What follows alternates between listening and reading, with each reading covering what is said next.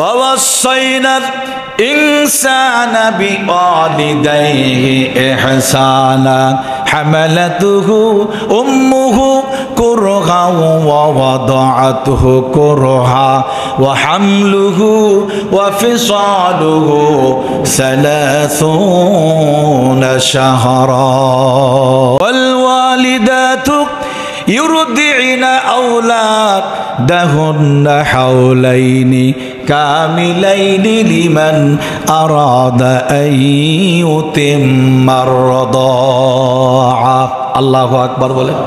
একটা ঘটনা বলি, কোরআন থেকে বলি, আশ্চর্য হয়ে যাবেন, শুনছেন কিনা জানি না। সাহাবায়ে কেরামদের মধ্যে হযরতে ওমর রাদিয়াল্লাহু তাআলা আনহু যখন খেলাফত দায়িত্ব পালন করছেন, উনি যখন মদিনার প্রেসিডেন্ট, বিচারের কার্যালয়ে বসে আছেন, মনোযোগ দিয়ে শুনবেন, বিচারের কার্যালয়ে বসে আছেন, হঠাৎ করে এক মহিলা আসলো রক্তাক্ত অবস্থায়।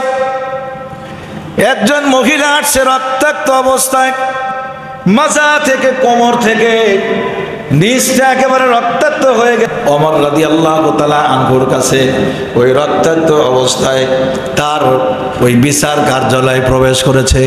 পিছন দিক থেকে ওই মহিলার স্বামী লাঠি হাতে করে আসতেছে, কারণ বাড়ির মধ্যে এমনভাবে পিটন দিয়েছে, পিটনের কারণে গোটা শরীরটা রক্তাক্ত হয়ে গেছে। আর পিটন দেওয়ার কারণ কি জানেননি?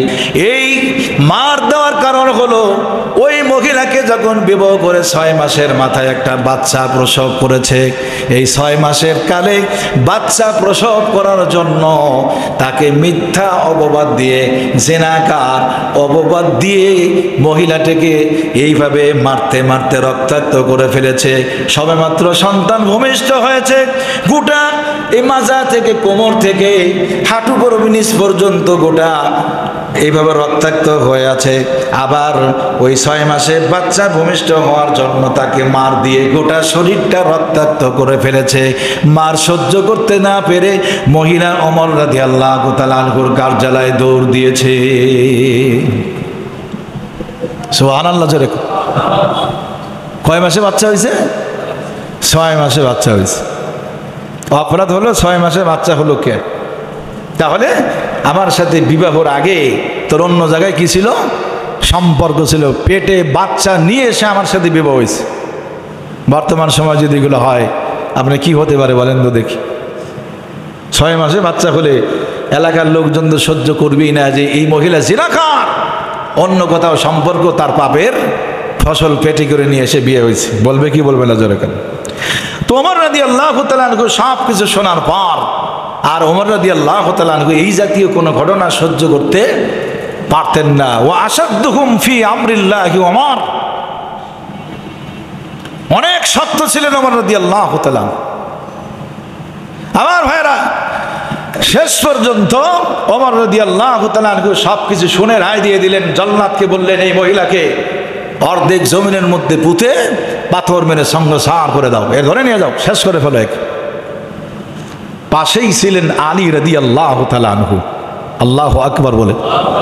ওয়া আকযাহুম আলী, বিচার ব্যবস্থা কেমন করে করতে হয় এমন কৌশল আল্লাহ পাক রব্বুল আলামিন হযরত আলী রাদিয়াল্লাহু তাআলা আনহুকে দান করেছিলেন। সুবহানাল্লাহ জোরে। এমন এমন বিচার করে ফেলতেন, সাহাবায়ে কেরামগণ আশ্চর্য হয়ে যেত। আলী রাদিয়াল্লাহু তাআলা আনহু বলছেন, আমিরুল মুমিনিন, এই রায়টা দেওয়া সঠিক হলো না। বলছে, আলী 6 মাসে বাচ্চা হয়েছে, রায় তো আমার দেওয়া সঠিক আছে। আলী রাদিয়াল্লাহু তাআলা আনহু বললেন, আমিরুল মুমিনিন, 6 মাসেও বাচ্চা হতে পারে, আমার আল্লাহ বলছেন। আল্লাহু আকবার জোরে কর, আর একটু জোরে কর না, আল্লাহু আকবার। আলী রাদিয়াল্লাহু তাআলা আনহু বলছেন, আমার আল্লাহ বলছেন 6 মাসেও একজন মহিলা বাচ্চা ভূমিষ্ঠ করতে পারে। সুবহানাল্লাহ জোরে কর। আজকে গুরুত্ব দিয়ে শুনবেন, এটা সমাজে কিন্তু এগুলো হয়। কতক্ষণ কোরআনের জ্ঞান না থাকার জন্য অনেক বড় বিপর্যয় ঘটে, ঠিক কিনা? ঠিক কিনা জোরে কর। ওমর রাদিয়াল্লাহু তাআলা আনহু বলছেন যে 6 মাসে বাচ্চা হয়, কোথায় আছে? আলী রাদিয়াল্লাহু তাআলা আনহু বললেন, আল্লাহর কোরআনের মধ্যে আছে 6 মাসেও বাচ্চা হওয়া সম্ভব। সুবহানাল্লাহ কইবেন না? আল্লাহু আকবার।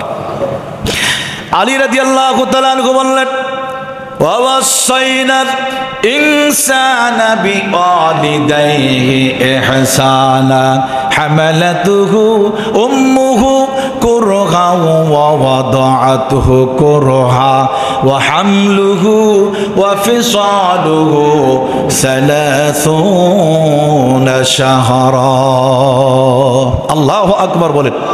এই আয়াতে কারিমা তেলাওয়াত করে শোনাই দিলেন আলী রাদিয়াল্লাহু তাআলা আনহু, ওমর রাদিয়াল্লাহু তাআলা আনহুকে, যে এই আয়াতের মধ্যে আল্লাহ বলছেন 6 মাসেও বাচ্চা হওয়া সম্ভব। সুবহানাল্লাহ জোরে বলেন। আল্লাহ পাক বলেন, হে পৃথিবীর মানুষ, আমি ঘোষণা দিলাম তোমরা তোমাদের আব্বা আম্মার সাথে ভালো আচরণ করবে। হামালাতহু উম্মুহু কুরহা ওয়া ওয়াদাআতুহু কুরহা, তোমার আম্মা তোমাকে পেটের মধ্যে নিয়ে অনেক কষ্ট করে গর্ভধারণ করেছে, ঠিক না বেঠিক? প্রসব বেদনায় কষ্ট করেছে। ওয়া হামলুহু ওয়া ফিসালুহু 30 শাহরা, ওয়া হামলুহু গর্ভধারণ, ওয়া ফিসালুহু দুধ ছাড়ানোর সময়সীমা হলো 30 শাহরা 30 মাস। আল্লাহু আকবার বলেন। আর একটু জোরে বলেন না আল্লাহু আকবার। আল্লাহ নিজেই বলছেন ওয়া হামলুহু গর্ভধারণ, ওয়া ফিসালুহু দুধ ছাড়ানোর সময়কাল হলো 30 শাহরা 30 মাসের কথা বলছেন। ডাইরেক্ট কোরআনের কথা। ভালো করে বোঝেন মাসালাটা, আয়াতটা ভালো করে বোঝেন। ওয়া হামলুহু ওয়া ফিসালুহু গর্ভধারণ এবং দুধ ছাড়ানোর সময়কাল কত? 30 শাহরা 30 মাস। সুবহানাল্লাহ জোরে। 30 মাস মানে 2 বছর কয় মাস বলেন? 6 মাস, 2.5 বছর। কথা বলেন ঠিক না ঠিক? 2 বছর 6 মাস, তার মানে 2.5 বছর। তাহলে এখানে আল্লাহ পাক কি বলছেন? কোরআনের শব্দের দিকে খেয়াল করেন। ওয়া হামলুহু গর্ভধারণ, ওয়া ফিসালুহু দুধ ছাড়ানোর সময়কাল হলো 30 শাহরা 30 মাস। দুধ ছাড়ানো আর গর্ভধারণের সময়কাল হলো 30 মাস, 2.5 বছর। তাহলে এখন গর্ভধারণ ভাগে কত মাস পায়? গর্ভধারণ ভাগে কত মাস পায় আর দুধ ছাড়ানো এটা কত মাস ভাগে পায়? এইটা অন্য আয়াতে যেতে হবে। কথা কোন ঠিক না বেঠিক? কোরআন শরীফের অন্য আয়াতে যেতে হবে যে দুধ খাওয়ানোর সময়কাল কতটুক পর্যন্ত। আল্লাহু আকবার করবেন না? ওয়াল ওয়ালিদাতু ইউরদিনা আওলাদাহুন্না হাওলাইনি কামিলাইনি লিমান আরাদা আন ইউতিম্মার রাদাআ। আল্লাহু আকবার বলে। আল্লাহ পাক বলছেন তোমাদের সন্তানকে যদি তোমরা দুধ পান করানোর পূর্ণ মাস ইচ্ছা করো তাহলে তোমরা 2 বছর পর্যন্ত তোমরা দুধ পান করাবে। হাওলাইনি কামিলাইনি লিমান আরাদা আন ইউতিম্মার রাদাআ। আল্লাহু আকবার জোরে বল।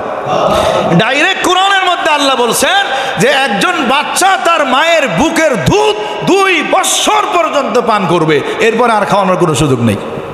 কয় বছর? তাহলে হামলুহু গর্ভধারণ, ওয়া ফিসালুহু দুধ ছাড়ানোর সময়কাল তার আল্লাহ অন্য আয়াতে 2 বছরের কথা বলছেন। তাহলে থাকলো কয় মাস? 6 মাস থাকলো। তাহলে গর্ভধারণ একজন মহিলা 6 মাসেও বাচ্চা প্রসব করতে পারে, সে অন্যায় হবে না, জিনা হবে না, সন্তান যে হবে সে জারজ সন্তান হবে না। আলী রাদিয়াল্লাহু তাআলা আনহু বলে দিলেন আল্লাহু আকবার জোরে বলেন।